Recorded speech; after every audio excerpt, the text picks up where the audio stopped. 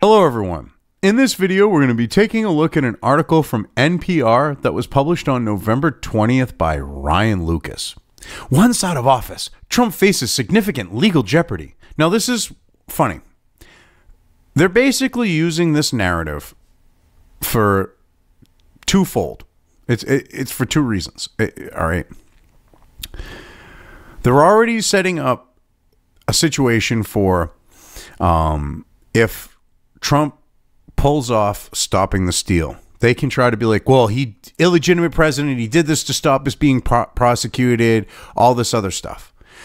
The other narrative is he's with him fighting.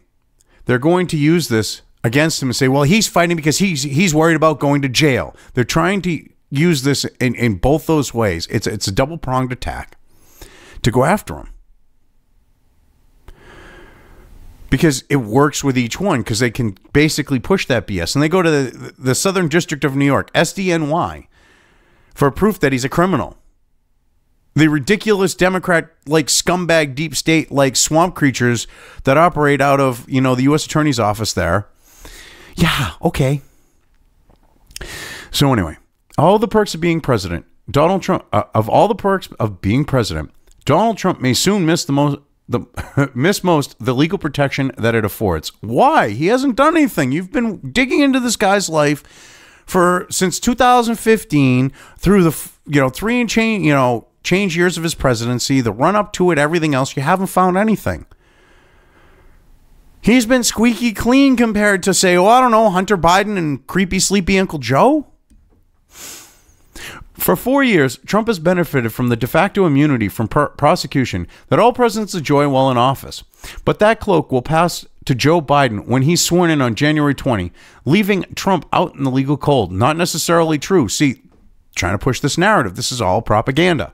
He doesn't like the fact that him and the NPR don't like the fact that Trump's calling them out for their propaganda, for pushing the left stuff, for basically being anti-American when they get money from the U.S. government through the taxpayers. So, yeah. Hey, keep pushing your lies, people. Clearly, the president enjoyed immunity was in the office, said Dana Perry, a former state and federal prosecutor in New York. And it's possible, as a matter of law, that he could be indicted on January 21st. Ha, ha, ha, ha, ha. Keep dreaming. You've got nothing. So even if you pull off the steal, you're going to have, all right, I mean, in a banana republic, there are show trials. So we're going to have a show trial with Trump now in the Southern District of New York? Wouldn't surprise me that you would try something like that. Come on now. You've turned this country into a banana republic, and you think, or you're trying to, I should say, because you haven't, pulled off your steal yet here, Democrats and left, and these legacy media shills, that are running propaganda for them, you haven't pulled the steal off yet. You haven't remotely done it. But here you are saying, oh, well, he can be indicted on the 21st. So let's say you do pull off the steal. We're going to have show trials and kangaroo courts, and political enemies are just going to be prosecuted in them and sentenced, with stacked juries and everything else. Give me a break. Is this what you want? Oh, I'm sorry, you're the left. But I'm talking like people in general. Is this what you want from this country? Come on, people, stand up. Say you're not going to allow this stuff to happen. I mean, I understand this election woke up a lot more people than anyone could have hoped for. But you need to physically stand up. You need to say, hey, I will not put up with this anymore. Because this has been going on for a long, long time.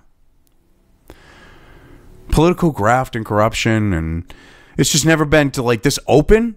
Maybe not necessarily to this level, but it's been there. There is no indication that an indictment is imminent, and it's possible that Trump could emerge entirely unscathed. But there's also no doubt that once he's out of office, he'll be facing a higher level of legal jeopardy than he has in years. For what has he done? You haven't found anything criminal. You people have been digging into his life, screaming Russia, Russia, Russia, Russia, and you haven't found a damn thing. What are you going to prosecute him on? You going to come up with some fake crimes? Like the Southern District of New York has been trying to now for a while on the note of the U.S. Attorney's Office? His legal risk increases immeasurably come January 21, both on the civil and criminal side, Perry said. Potential federal liability.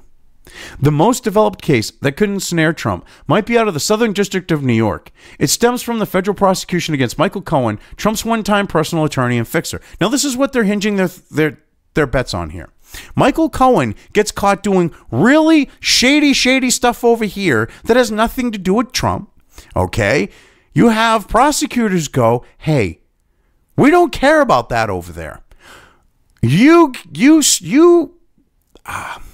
don't want to say that they said you lie and say this, but it's almost definite that they kind of implied it so that they wouldn't get disbarred. But if you lie and say that this happened here, all right, we'll ignore that over there, which I'm sure was way more serious than what he pled out to on the note of them trying to frame Trump, because it's a frame job.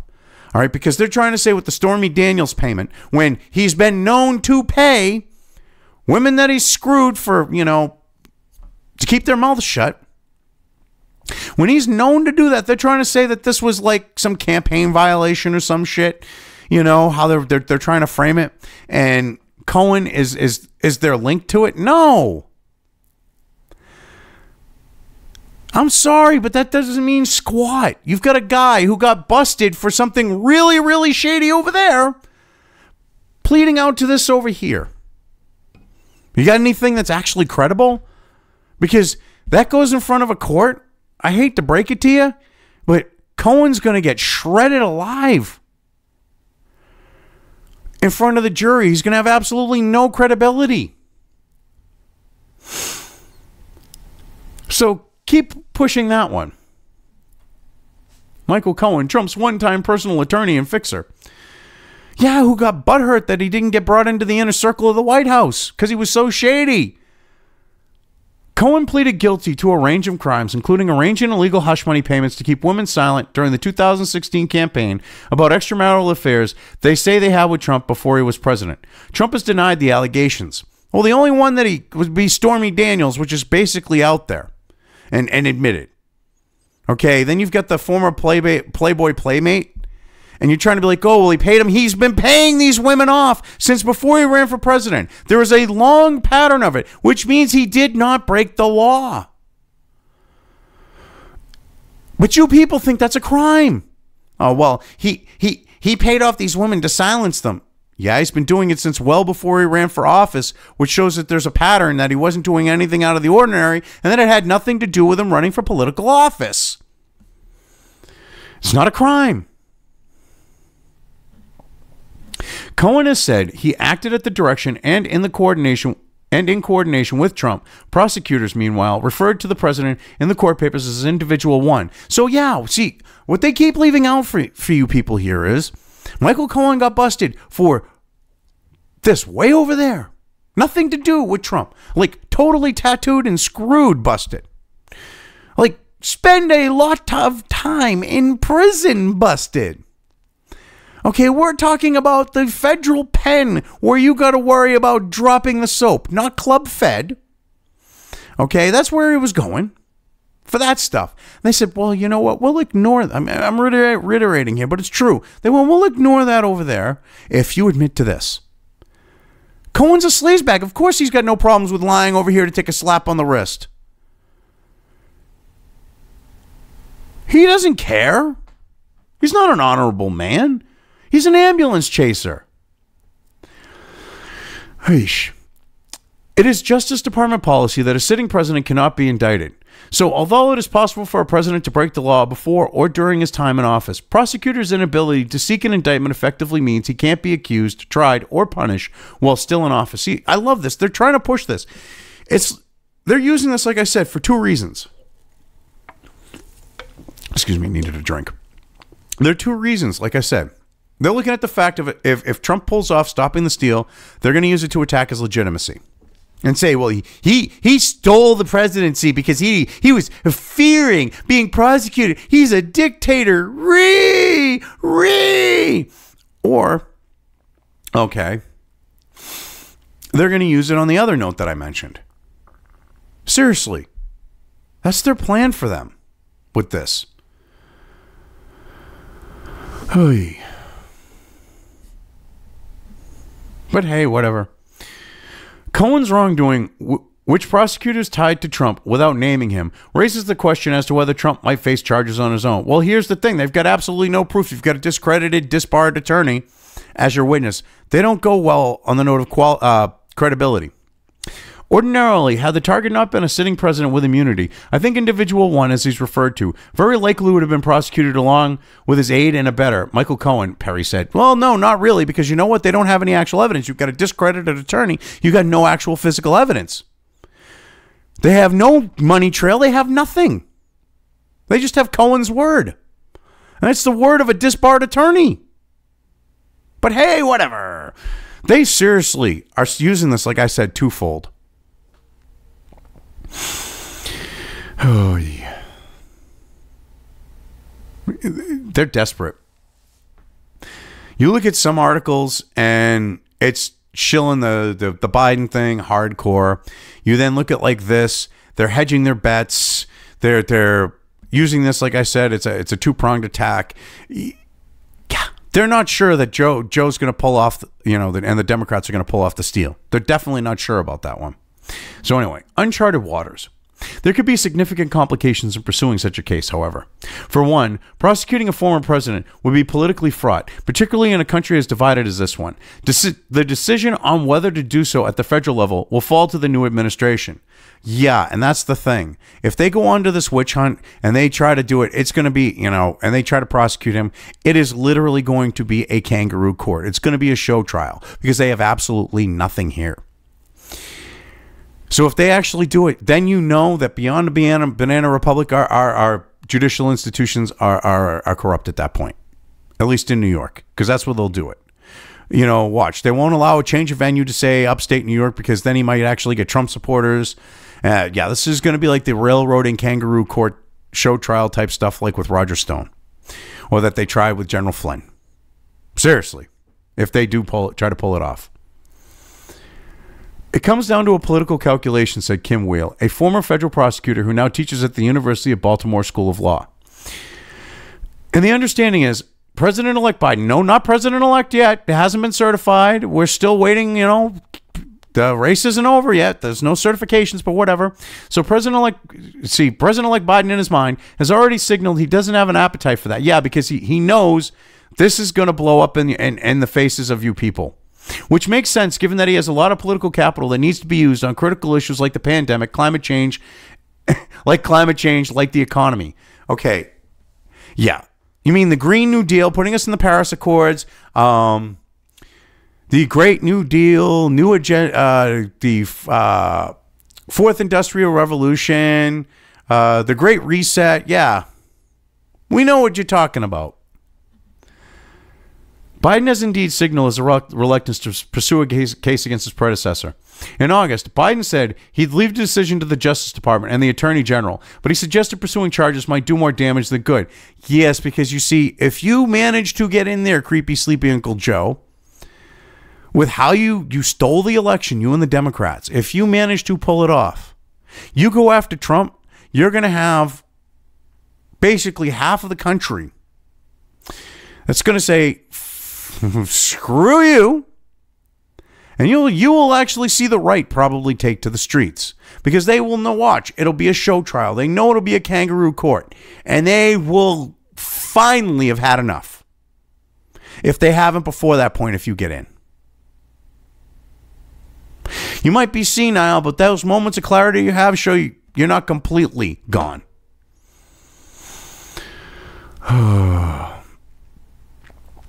I think it's a very, very unusual thing, and probably not very, how can I say it? Good for democracy to be talking about prosecuting former presidents, Biden said. There's also the possibility that Trump could attempt to pardon himself before leaving office. The president asserted that he has the power, but said in the past he didn't feel he needed to use it because he argues that he hasn't broken any law, because he hasn't. An attempt to self-pardon would be an unprecedented move and could very well face legal challenges.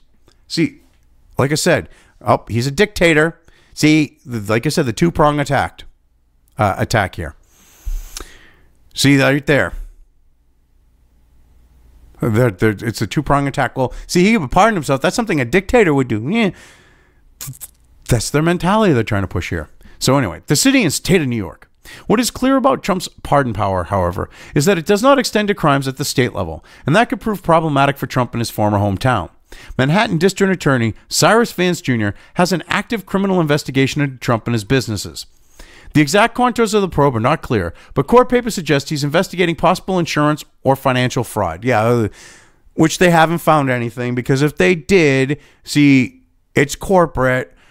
Trump Jr. is now running the companies. They would go after Trump Jr., and then they would try to use that to leverage Trump.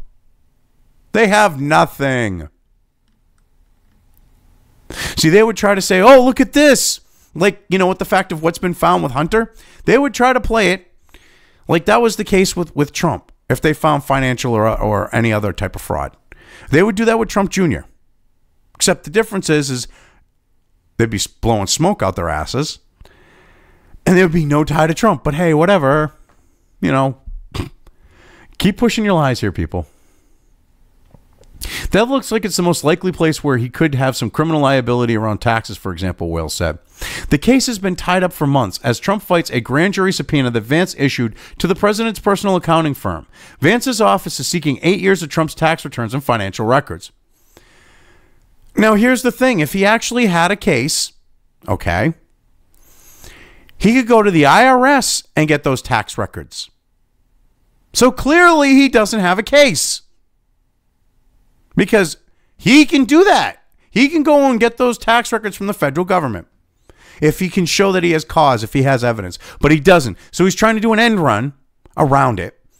And trying to get them from his accounting firm. From Trump's accountants. Does that go to show you how credible this is? The president fought the subpoena all the way to the Supreme Court last summer and lost, although the high court left the door open for him to raise other legal challenges. Well, they said, now they're revising a bit of history here, because they said if they could show cause, okay, basically the same standard as the IRS, if they can show cause to get those records, like they have evidence saying, hey, yeah, there's shady stuff going on here. We would like to see the records to back that up. Then they could subpoena them. So keep revising history here. You people are disgusting. You're tax-funded leftist, like far left sleazebags at NPR.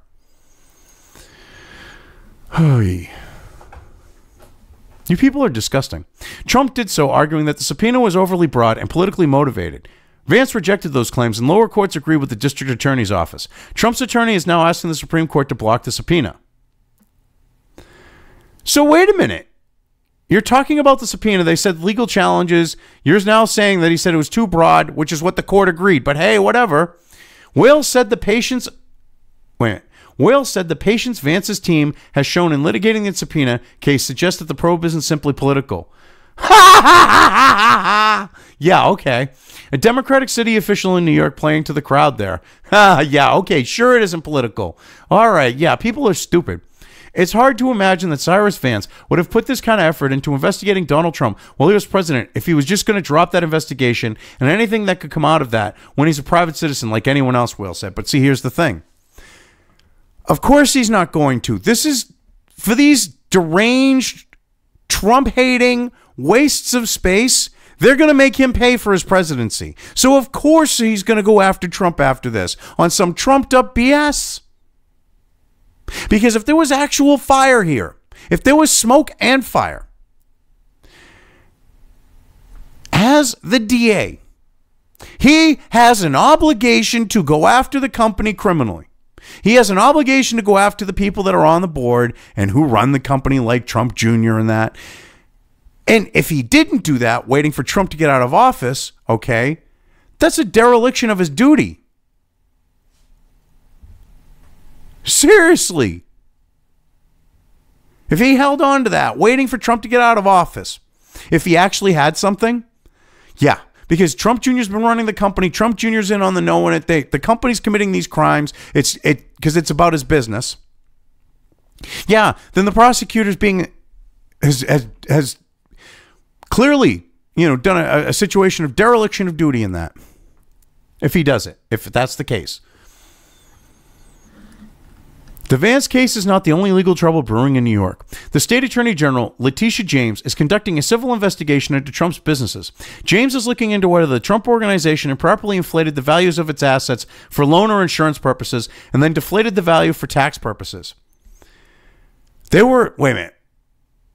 This was already worked out. Okay, they were appraised at a certain value. Then they got reappraised at a lower value. If you go into New York City, how come she isn't going to go into New York City? Well, you have all these buildings with falsely inflated values, committing fraud so that they can get loans and everything else. Why isn't she going after that? It's rampant. Go watch Louis Rossman, who repairs, as a computer repair shop, Rossman Repair Group in New York City. He's talked about this real estate stuff quite a bit. It's really friggin' shady in New York. She's going to go after Trump for doing something that I'm sure we'll find out was legal because of how it got, got appraised. And I'm sure it's something that people throughout New York City are doing. But hey, let's just ignore that.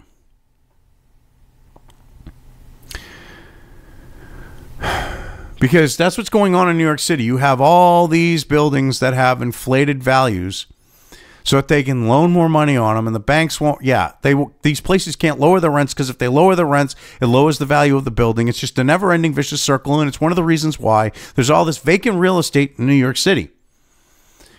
But whatever. The president's son, Eric Trump, reportedly was deposed under oath last month as part of the probe. While James's investigation is a civil one, it could cross over to criminal side depending on what investigators uncover. Nothing. This is a friggin' witch hunt. This is a fishing expedition. Excuse me. Combined with a witch hunt at this point. That's what they're doing here. But no one wants to call them out on the legacy media because they're all into this because Orange Man bad. They're all Trump deranged. They need to get a clue. You know what I mean. The usual stuff with them.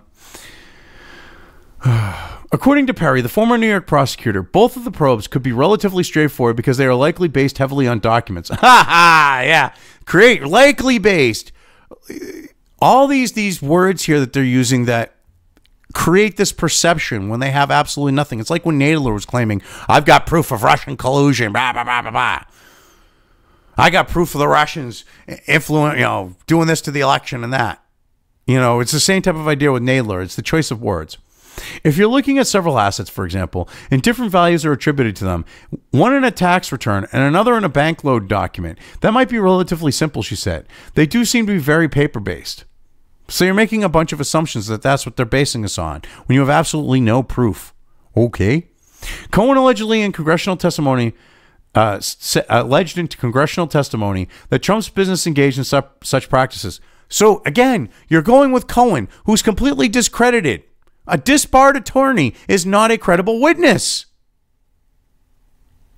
But there are significant challenges in criminal tax cases, Perry said, because returns for a sprawling business can be complicated, and prosecutors have to prove that people involved willfully broke the law. Yeah, see, that's another thing. You wait until the end to tell you this part. They expect the people on the left to read the first part of this, to not go all the way down here. This is about feeding. All right, it's a two-pronged attack. It's about feeding the illegitimacy if he stops the steal, and it's about like feeding the dictator thing and all that. It's seriously like he'll get away with it, like type thing. Like it's to give them hope and do the two-pronged attack. It's so funny. Like they've got so much crammed into this article, and you look at it and you're like, you're trying to feed the lefty derangement with this. He could be prosecuted. You're trying to feed the fact that he could be a dictator. Pick a lane and stay in it. Quit trying to veer over 3 lanes. To prove that the taxpayer here, Mr. Trump himself, has committed intentional willful tax fraud can be difficult. You mean President Trump, by the way. He's still your president. And it doesn't necessarily fly off the pages of the tax returns, Perry said. A cooperating witness is always very helpful for that. So Michael Cohen, who's discredited, who's not a good witness, is your supposed witness. Okay, sure. It isn't clear whether Cohen or some other sometime aides of Trump might be in position to appear in a criminal case and testify as to the boss's actions and intentions. Okay, yeah, all right. You hope that you'll find something like that, because Cohen ain't got squat. And Trump's legal jeopardy does not end there. He also faces defamation lawsuits filed by 2 women who say he sexually assaulted them, allegations he denies. Oh my God, they got to throw this at the end, that little on top of cherry on top type thing. Well, Trump doesn't face criminal liability in those suits. He does face potential damages to his reputation and financial repercussions. Yeah, from two whacked out, like crazy-eyed women. One of them, even Anderson Cooper, when he had her on, went, damn, she cray-cray. Holy crap. So, nice try. I love how you have to throw that in the end, in case you have the Spurgs down here and they're going, oh, well, maybe not. You throw that last little bit in to try to feed their derangement. Good job. Oh, God. But anyway, so he does face potential damages to his reputation. Yeah, so that's why they brought the suits, to damage his reputation. They're BS, but hey, whatever. In all, it adds up to a legally perilous and potentially expensive post-presidency. Says you. It's a potential avalanche, Wales said. But this is, again, a man who is very used to using the legal system to his advantage. Wow! So what you're basically saying is he's prevailed in court because, he's not guilty. And because he's managed to prevail in court, or he's managed to, because they'll bring up the whole thing with the limo or whatever, like parking from Taj Mahal or back in the day. But he prevails in court because he's got the legal aspects of things, as in, the law on his side. You people are deranged. You people are mental.